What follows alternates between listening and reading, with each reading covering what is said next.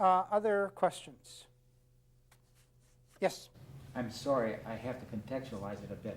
Okay. I'm in a university system where we're becoming subject to assessment of whether or not we teach critically. Now, I watch my department respond to this. I'm not in an informal logic department, I'm in a sociology department. Mm-hmm. Many of our tests have nothing to do with critical thinking. Mm-hmm. Some of our tests have a little bit to do with what I'd call critical thinking. Now, some of us are wondering, well, now how are we going to respond to this challenge of being tested? Okay. All right, I From hear the the outside. question. Would your center, or a center like yours, be willing to look at the unofficial tests that we already use every day in our everyday testing and certify or not certify that they do contain critical thinking components? That's one strategy you could follow of asking some research center that does work on critical thinking in a bona fide way to take a look at test instruments.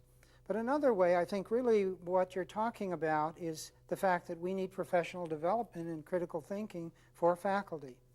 We need to go to colleges, universities, K through 12 districts, and so forth, and present them with the basic elements of critical thinking and standards. I don't find that most faculty are resistant at all when you give them sufficient examples and some opportunities to think of the basic parts of critical thinking with respect to their classes. For example, take the distinction between data and interpretation. Take the distinction between a one-system problem and a multi-system problem where the systems are conflicting. And point out and give them examples of one-system problems and multi-system problems. Most teachers can then point out questions they ask that are one-system questions and questions that they'd like to ask that are multi-system questions. Point out the importance difference between accuracy and precision, and ask then teachers, can they identify circumstances? So what is really needed is to bring a coherent concept without too much apparatus, theoretical apparatus, present it in a concrete way, show how it can impact on teaching, and then follow through.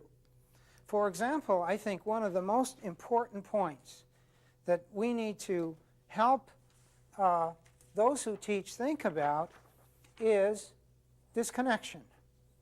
That content in and of itself is thinking. That is, content exists only in minds. And I have it only when I can use it. And so for me to take in any content whatsoever, I really have to take it in through a thinking process that embodies that or maintains that as a tool in my thinking. So if I can't think in a literary way, I've missed the content of a course on literature. If I can't think sociologically, I have not internalized the content of the sociology course. If I can't think like an architect, my degree in architecture means nothing. So we need to say, let's take our content, name the thinking, then let's take the features of thinking that are universal, and then let's think through that. So if all thinking has the purpose, what's the fundamental purpose of sociological thinking?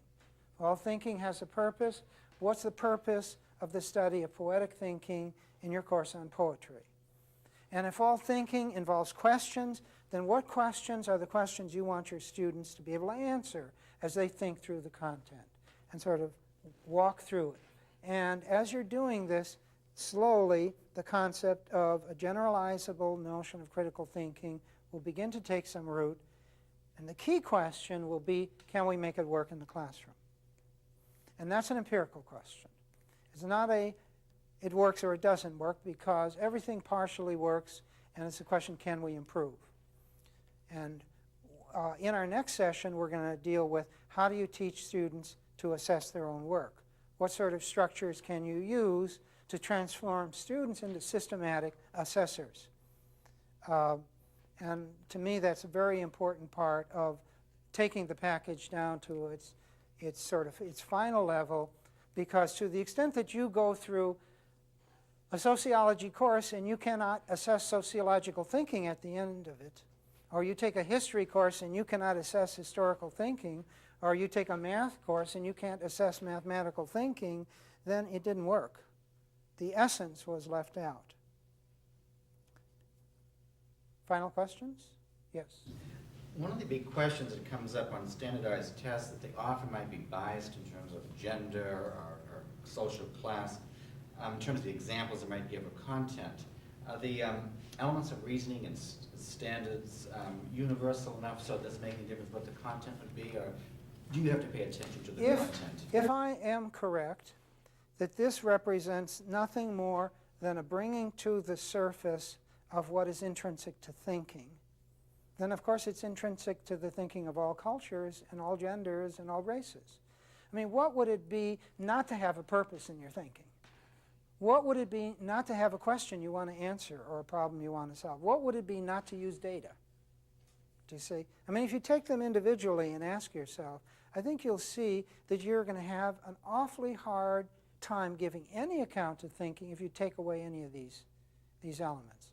Or take the standard. Suppose you say, okay, these are standards that men use, so that women are unclear, inaccurate, imprecise, irrelevant, superficial, narrow-minded, and illogical, right? No, these are not standards of a gender. They're not standards of a culture. They're not standards of a race. In fact, apply them to any culture and they fail.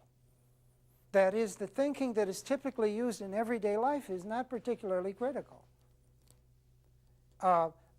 Which is simply to say that we have not done a good job in educating people anywhere, which I think is not surprising when you look at the fact that formal education is only about 150 years old and is still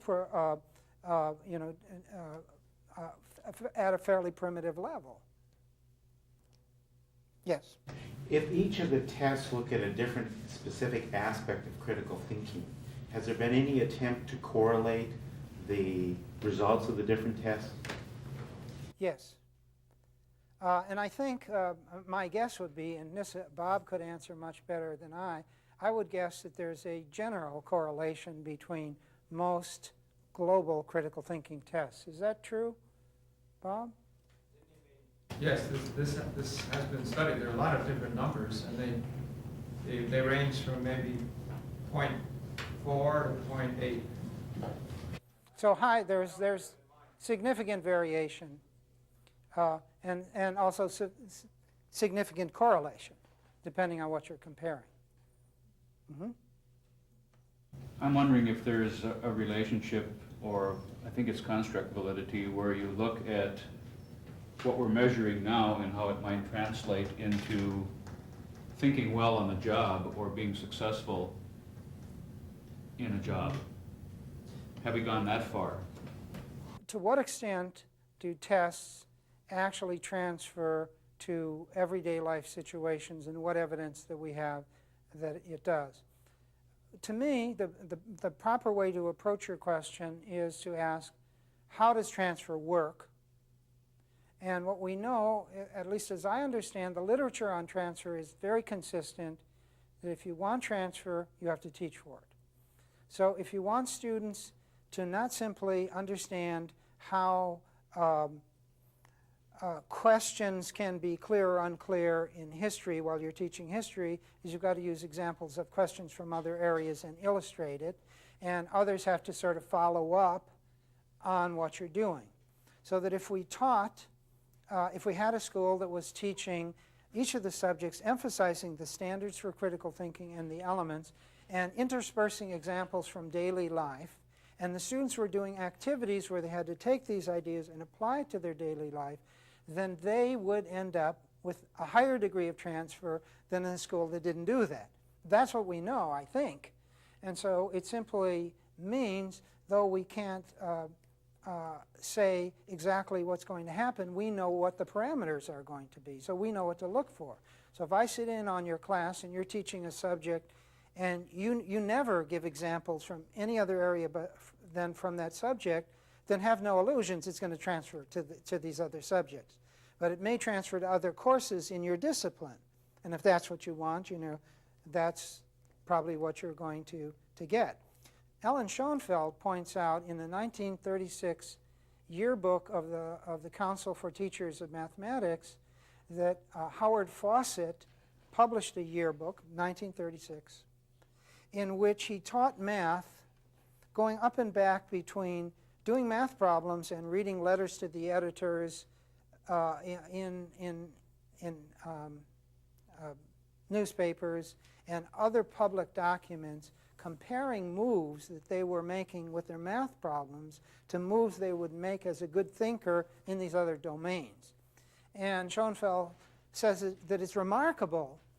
This is the only sort of document that we have historically of people teaching math in this way. But if math was taught in this way, there would be more evidence for the conclusion that if you learn to think mathematically, you're going to be more logical. Yes, if you think more mathematically, you're going to be more logical if you carry the discipline of mathematical thinking beyond math.